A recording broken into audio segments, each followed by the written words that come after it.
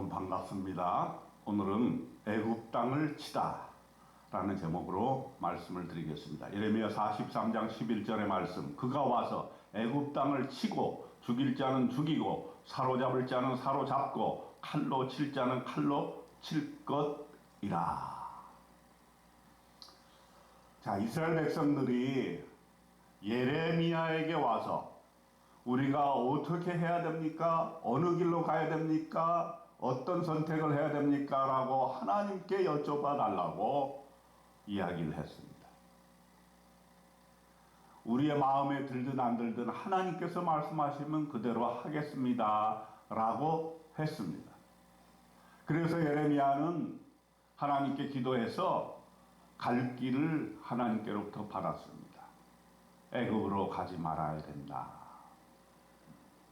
너희는 여기 남아서 이 땅을 지켜야 된다. 그래야 후일을 도모할 수 있다. 이렇게 있는 그대로 하나님의 말씀을 전했는데 이스라엘 백성들은 그 뜻을 순종하지 아니하였습니다. 이것이 비단 이스라엘 백성만의 문제가 아니고 오늘날 신앙생활하는 우리들에게도 매일매일 닥쳐오는 문제입니다. 하나님의 뜻과 나의 뜻이 상치되었을 때 우리가 어디 것을 선택할 것이냐. 대부분은 하나님을 빙자해서 나의 뜻을 이루는데 우리의 선택권을 주고 있는 것이 사실 아닙니까? 오늘 그 문제를 예레미야 43장에서 말하고 있는 것입니다. 보십시다. 1절부터 보세요. 예레미야가 모든 백성에게 그들의 하나님 여호와의 말씀 곧 그들의 하나님 여호와께서 자기를 보내사 그들에게 이르신 이 모든 말씀을 말하기를 마치니, 그들이 원하는 대로 하나님께 기도해서 하나님의 말씀을 받아서 전했습니다. 그랬더니 그것을 들은 백성들의 태도가 어떠했습니까? 2절에 나옵니다.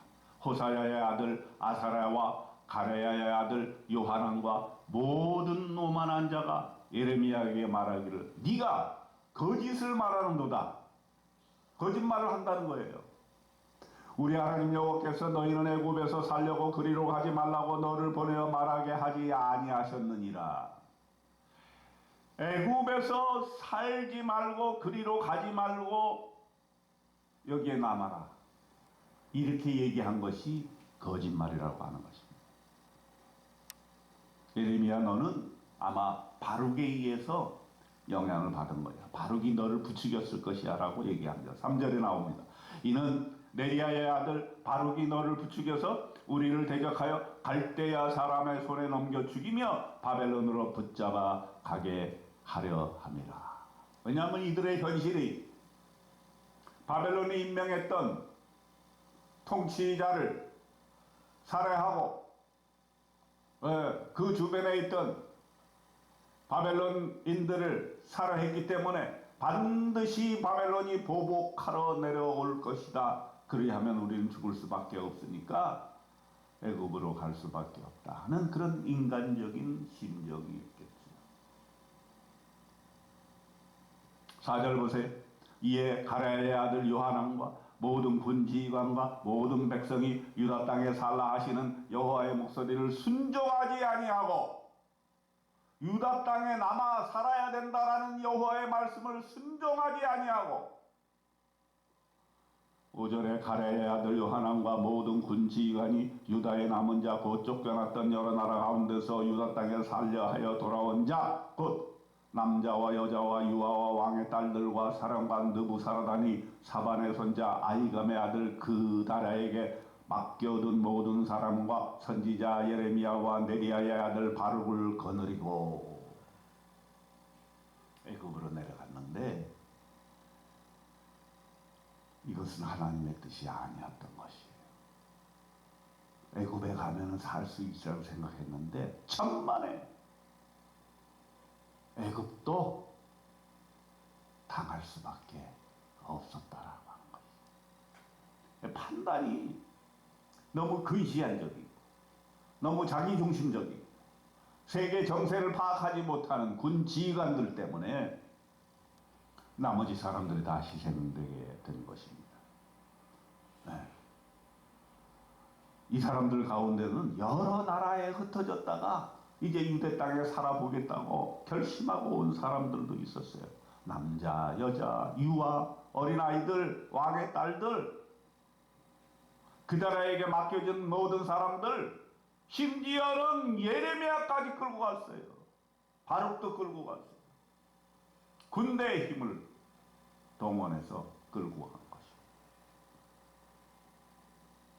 정말 혼란의 와중에 있는 유다 땅이었던 것입니다.